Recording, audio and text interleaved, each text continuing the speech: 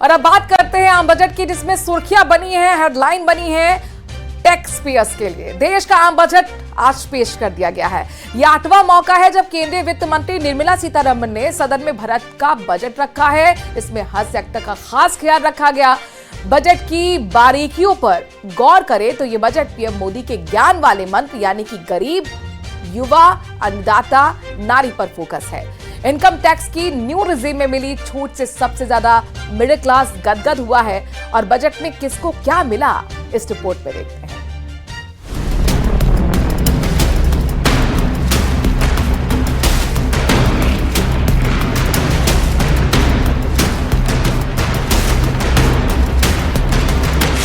मां लक्ष्मी से प्रार्थना करता हूं कि देश के हर गरीब एवं मध्यम वर्ग समुदाय पर मां लक्ष्मी की विशेष कृपा रहे।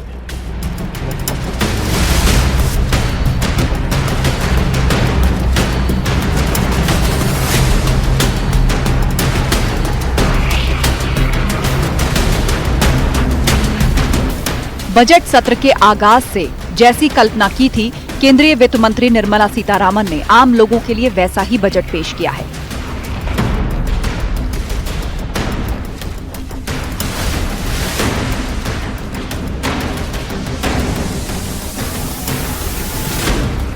आम जनता से लेकर कॉर्पोरेट जगत को भी इस बजट का इंतजार रहा। सरकार की ओर से महंगाई और टैक्स के साथ साथ मिडिल क्लास के लिए भी कई ऐलान किए गए हैं।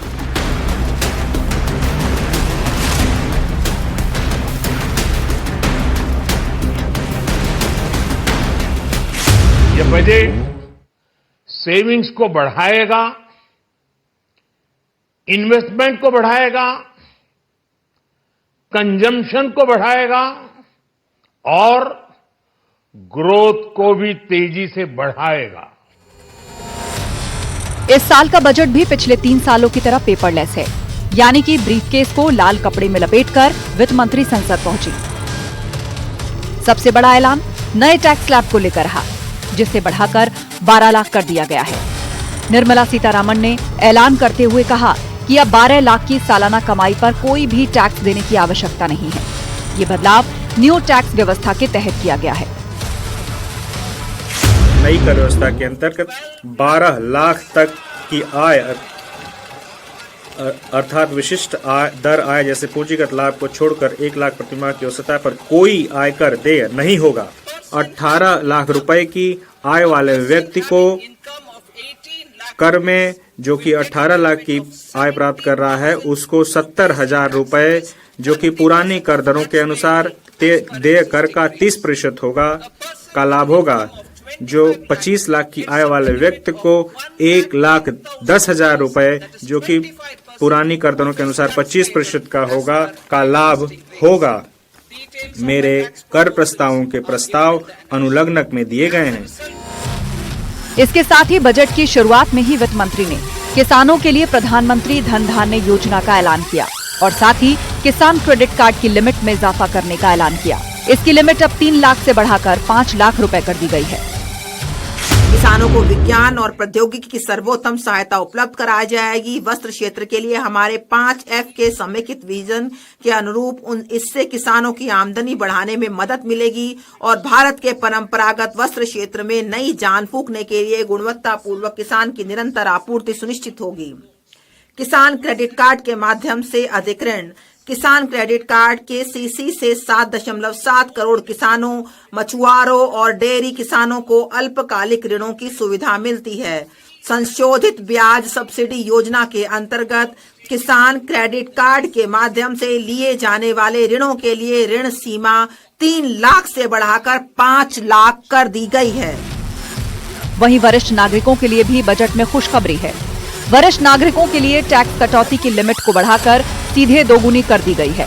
इसके बाद इनके लिए टैक्स छूट की लिमिट 1 लाख रुपए कर दी जाएगी, जो पहले 50,000 रुपए थी। TDS and TCS rationalization for easing difficulties. I propose to rationalize tax deduction at source TDS by reducing the number of rates and thresholds above which TDS is deducted. Further, threshold amounts for tax deduction will be increased for better clarity and uniformity. The limit for tax deduction on interest for senior citizens is being doubled from the present 50,000 rupees to 1 lakh rupees. वैसे देश के आम budget से हर तबके को उम्मीदें रहती हैं, लेकिन युवा वर्ग सबसे ज्यादा टकटकी लगाए रहता है। ऐसे में युवाओं के लिए इस बार बजट में काफी कुछ दिया गया है। तकनीकी शिक्षा पर जोर देते हुए IIT के इंफ्रास्ट्रक्चर को बढ़ाने के साथ सीटों में बढ़ोतरी और सेंटर्स की संख्या बढ़ाने की घोषणा की गई है। साथ ही बजट में AI एजुकेशन पर खास ध्यान देने के लिए एक नया प्लान बनाया गया है। Center of Excellence in AI for Education. I had announced 3 centers of excellence in artificial intelligence for agriculture, health and sustainable cities in 2023. Now a center of excellence in artificial intelligence for education will be set up with a total outlay of 500 crores.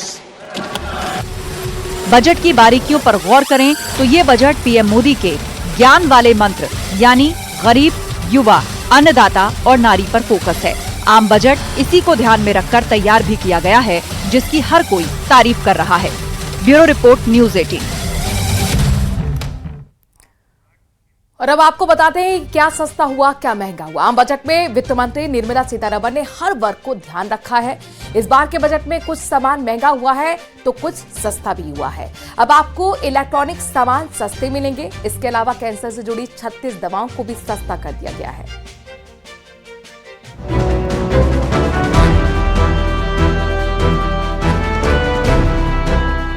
महिलाओं, युवाओं और किसानों को focus करते हुए budget में जनता को सरकार के कई और तोहफे भी दिए गए। इस बार के बजट में सरकार महंगाई और टैक्स के मोर्चे पर लोगों को राहत देने की कोशिश की है। आम बजट में क्या हुआ महंगा, क्या हुआ सस्ता? अगर आप मोबाइल फोन, टीवी और इलेक्ट्रिक कार्स लेने की सोच रहे हैं तो इस बार के बजट में आपको बड़ी राहत मिली है, जिसके चलते मोबाइल, टीवी, इलेक्ट्रिक कार जैसे सामान सस्ते हो जाएंगे। सरकार ने 82 सामानों में से सेस हटा दिया है, जिसका असर सामानों की कीमत पर पड़ेगा। अब आपको कपड़े और लेदर का सामान सस्ते दामों में मिलेंगे। To provide relief to patients, particularly those suffering from cancer, rare diseases and other severe chronic diseases, I propose to add 36 life-saving drugs and medicines to the list of medicines fully exempted from basic custom duty. Modi सरकार के तीसरे कार्यकाल के पूर्ण budget में सरकार ने mobile phone, TV, electric vehicle, LCD, LED, EV battery, Bharat में बने कपड़े, समुद्री उत्पाद, फ्रोजन मछली का पेस्ट, हैंडीक्राफ्ट प्रोडक्ट्स, चमड़ा, कमर्शियल LPG सिलेंडर के दाम, मेडिकल उपकरण, टेलीकॉम उपकरणों पर BCD घटा, कैंसर की 36 दवा, 6 जीवन रक्षा दवा। Specific proposals to provide relief to patients, particularly those suffering from cancer, rare diseases and other severe chronic diseases, I propose to add 36 life-saving drugs and medicines to the list of medicines fully exempted from basic custom duty. अगर इस budget में उत्पादों के महंगा होने की बात करें तो जानकारी के मुताबिक सरकार इंटरैक्टिव फ्लैट पैनल डिस्प्ले पर मूल सीमा शुल्क को 10% से बढ़ाकर 20% करने वाली है, लेकिन सरकार ने 82 सामानों से सेस हटाकर मध्यम वर्ग को राहत देने का काम किया है। Bureau report, news 18, Rajasthan. वित्त मंत्री निर्मला सीतारमण ने मोदी सरकार के तीसरे कार्यकाल के पहले पूर्ण बजट में किसानों को बड़े तोहफे दिए हैं। बजट की शुरुआत में ही उन्होंने किसानों को तोहफे देते हुए किसान क्रेडिट लिमिट को 3 लाख से बढ़ाकर 5 लाख कर दिया। इसके अलावा कृषि धन धान्य योजना लागू करने और मखाना उगाने वाले किसानों की मदद का ऐलान भी किया है।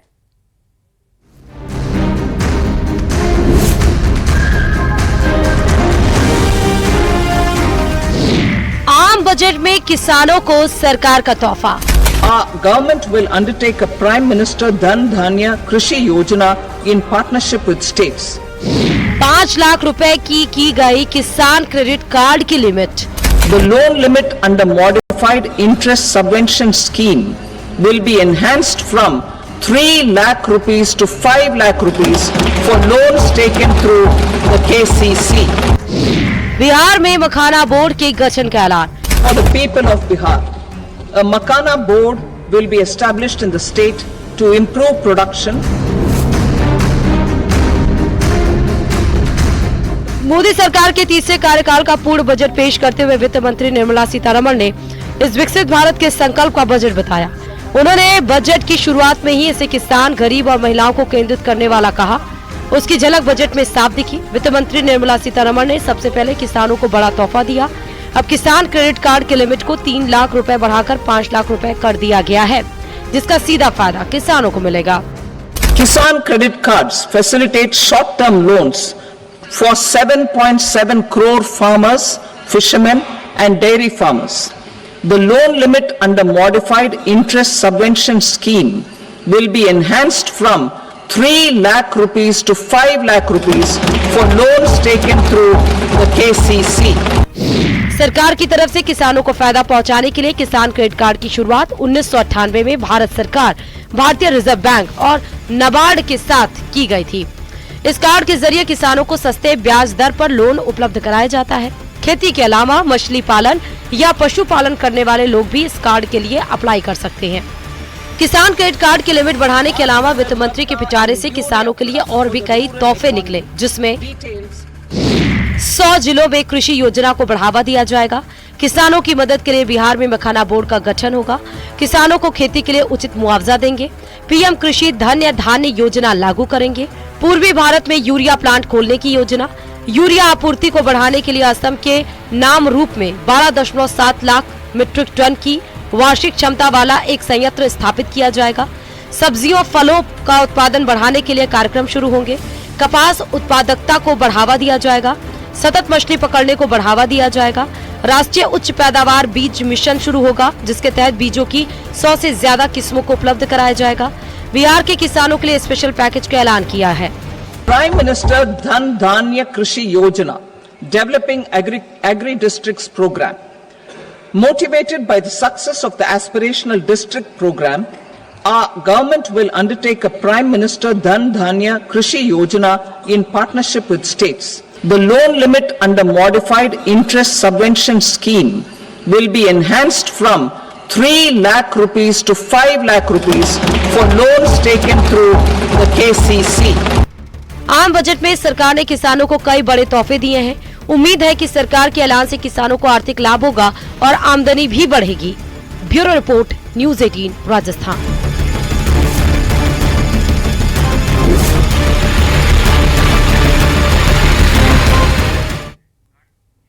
और इस वीक बड़ी खबर, ब्रेकिंग न्यूज जयपुर से आ रही है। शिक्षा विभाग से जुड़ा बड़ा अपडेट आपको बता दें कि 3 फरवरी को सामूहिक सूर्य नमस्कार किया जाएगा।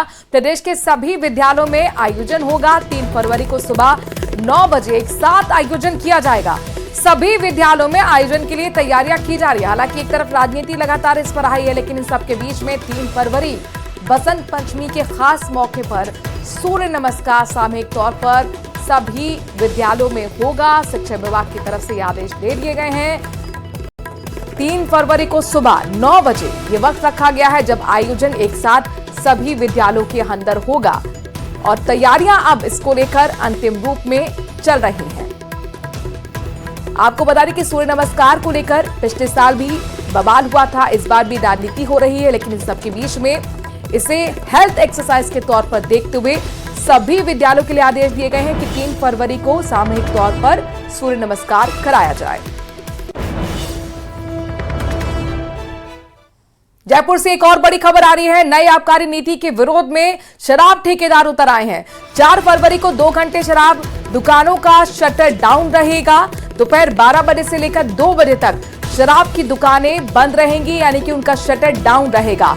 जयपुर में 9 फरवरी को शराब ठेकेदारों की महारैली का भी आयोजन होना है, ये तैयारी हो रही है और ये नाराजगी दरअसल नई आबकारी नीति को लेकर है, जिसके विरोध में शराब ठेकेदार उतर आए हैं। लिहाजा 4 फरवरी को 2 घंटे शराब दुकानों का शटर डाउन रहने वाला है।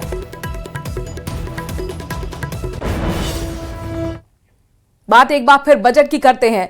मोदी सरकार के तीसरे कार्यकाल का पूर्ण बजट पेश कर दिया गया है। किसानों, युवाओं, महिलाओं समेत तमाम वर्ग को जगह दी गई है। बजट पेश होने के बाद प्रदेश में सत्ता पक्ष जहां भूरी भूरी प्रशंसा करते नहीं थक रहा, तो वहीं कांग्रेस बजट को मायाजाल बता रही है। मध्यम वर्ग की आशाओं पर पूर्णतः खरा उतरने वाला ये बजट है। इस प्रकार ये बजट सभी मायनों में ऐतिहासिक है। पार्लियामेंट में हिंदुस्तान के विकास को फोकस रखते हुए ऐतिहासिक बजट पेश किया।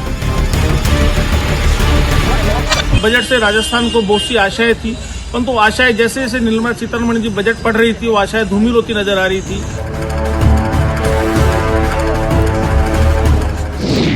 बजट पर सियासत जोरदार।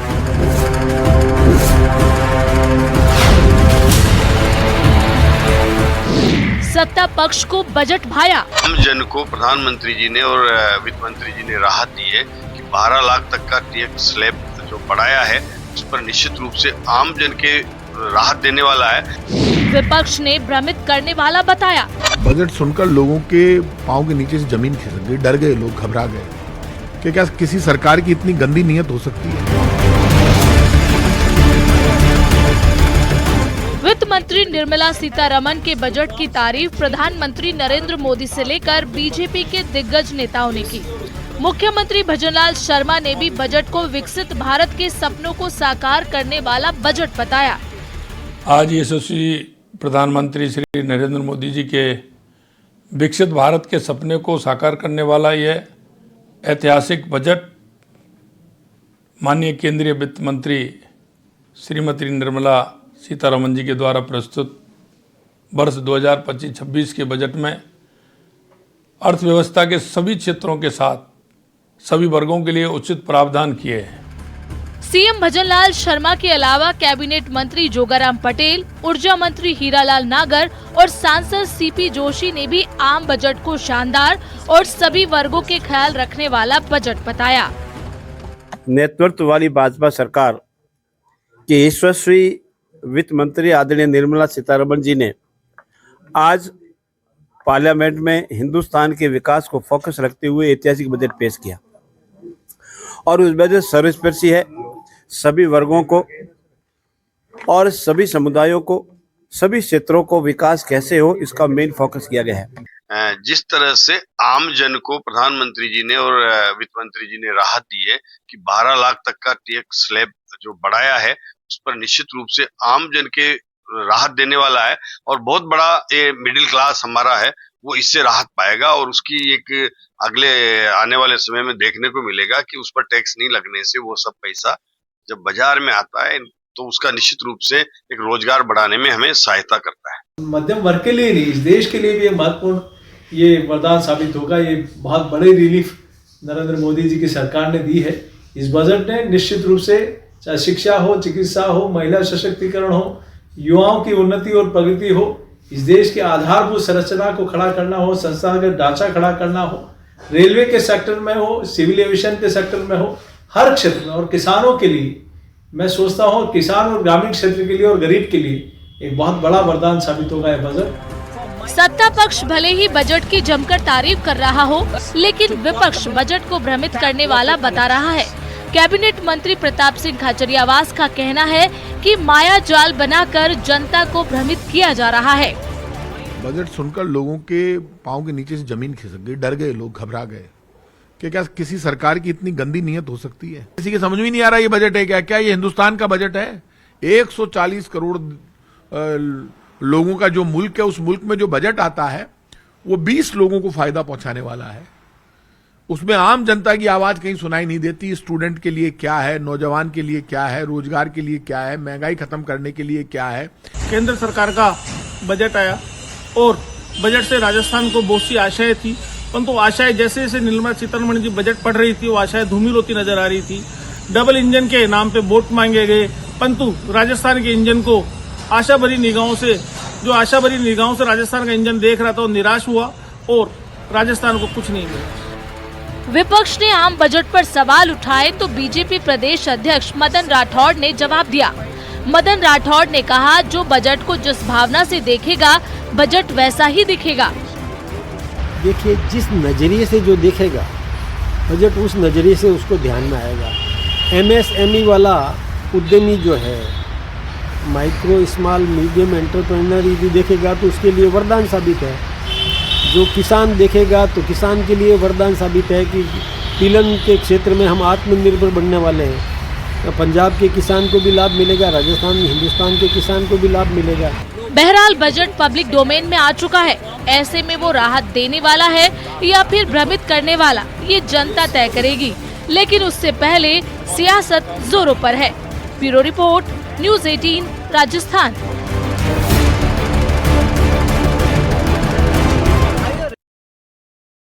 और अजमेर से बड़ी खबर आ रही है। कल RAS प्रीप की परीक्षा होनी है। 2045 केंद्रों पर आयोजन इस परीक्षा का होगा। तैयारियों में लिहाजा RPS प्रशासन जुटा हुआ है। दोपहर 12 बजे से लेकर 3 बजे तक परीक्षा का आयोजन होगा। परीक्षा के लिए 733 पदों को भरा जाएगा। प्रदेश में 6,75,000 अभ्यर्थी रजिस्टर्ड हैं। अभ्यर्थियों को 1 घंटे पहले ही प्रवेश दिया जाएगा। Admit card, colour ID card और बड़ी फोटो से अभ्यर्थियों की पहचान होगी। त्रिस्तरीय सुरक्षा जांच के बाद परीक्षा केंद्र पर प्रवेश मिलेगा। परीक्षा केंद्र पर पहुंचने से पहले अपने डॉक्यूमेंट जरूर चेक कर लें। न्यूज़ 18 की अपील है, किसी भी भ्रामक अफवाह में आप लोग न आए।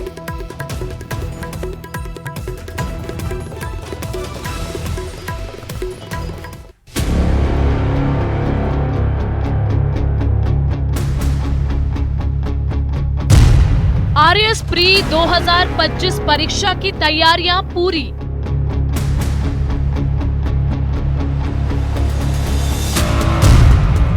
सख्त नियमों के साथ 2 फरवरी को होगा आयोजन।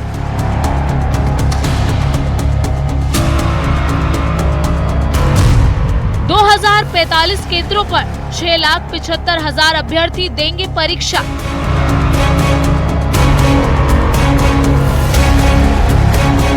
राजस्थान लोक सेवा आयोग ने 2 फरवरी को होने वाली RAS प्री परीक्षा 2025 की तैयारियां पूरी कर ली है।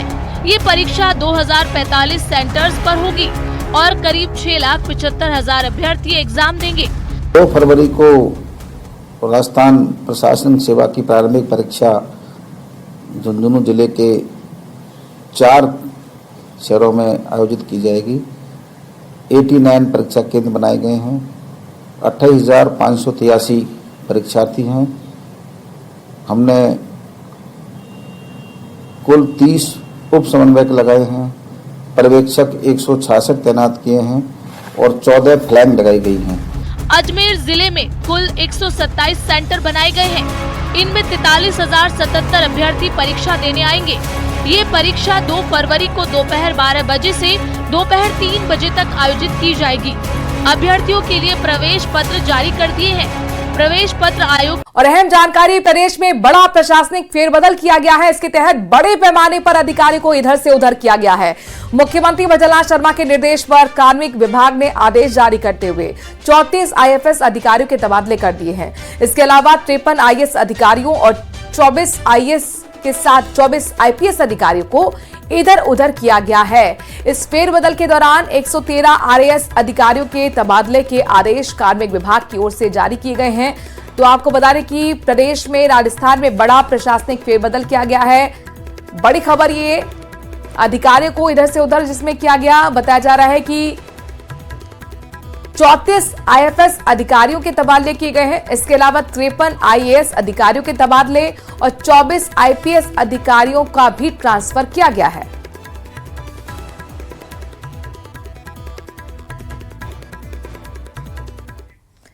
दौसा विधायक रामविलास मीणा का पूर्व मंत्री प्रसादी लाल मीणा पर तंज देखने को मिला है। कहा कि जनता ने 50,000 वोटों से हराकर औकात दिखा दी। रस्सी जल जाती है लेकिन बल नहीं जाता। सुनिए। देखिए, रस्सी जल जाती है लेकिन बल नहीं जाता है।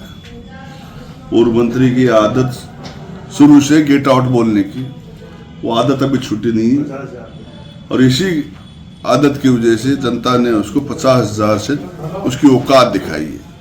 इलेक्शन में उस व्यक्ति ने मेरी औकात के बारे में बात की थी कि मेरे सामने चुनाव लड़ने की औकात क्या है। वो औकात भी जनता ने उसको दिखाई कि तेरी औकात क्या है। तो ये तो आदत होती है आदमी की।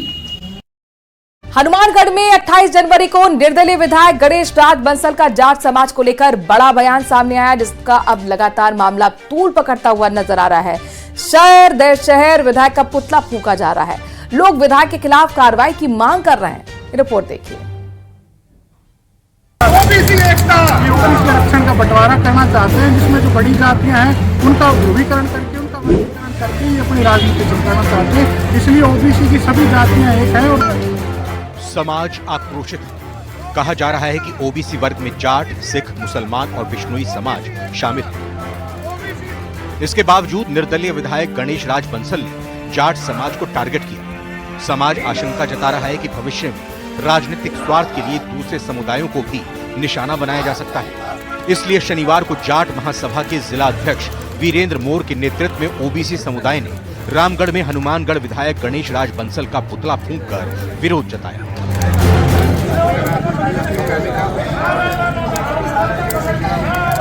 गणेश बंसल मुर्दाबाद। रामगढ़ जैसा आक्रोश ही चूरू के सुजानगढ़ में भी देखने को मिला। और जाट समाज के प्रति जिस तरीके से गणेश राज बंसल द्वारा बयान दिया गया है वो बहुत ही गलत है और हम पूरे राजस्थान में इनके खिलाफ धरना प्रदर्शन करेंगे। राष्ट्रीय जाट महासभा के प्रदेश कार्यालय में महासभा के प्रदेश अध्यक्ष धर्मेंद्र किलक ने विधायक गणेश राज बंसल के बयान पर आपत्ति जताते हुए कहा कि उन्हें तुरंत प्रभाव से माफी मांगनी चाहिए। गणेश राज बंसल द्वारा बयान दिया गया है वो बहुत ही गलत है और हम पूरे राजस्थान में इनके खिलाफ धरना प्रदर्शन करेंगे, जिला स्तर पर धरना प्रदर्शन करेंगे। अब उस बयान को समझिए जिस पर मचा बवाल थमने की बजाय दिन ब दिन तेज होता जा रहा है।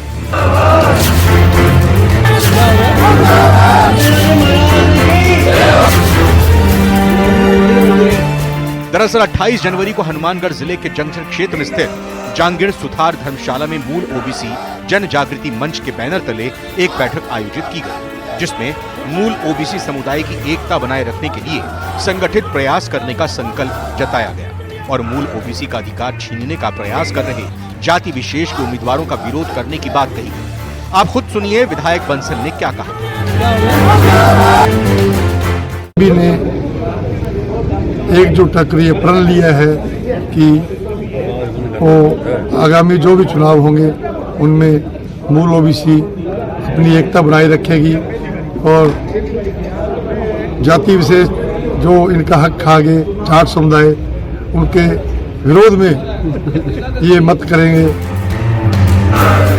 निर्दलीय विधायक गणेश राज बंसल का विवादित बयान वायरल हुआ, जिसके एक दिन बाद हनुमानगढ़ के बाशिंदों का आक्रोश भड़क गया। आक्रोशित नागरिकों ने जिला कलेक्ट्रेट का घेराव करते हुए विधायक गणेश राज बंसल के खिलाफ जमकर नारेबाजी की। विधायक गणेश राज बंसल पर जातीय द्वेष बढ़ाने का आरोप लगाया।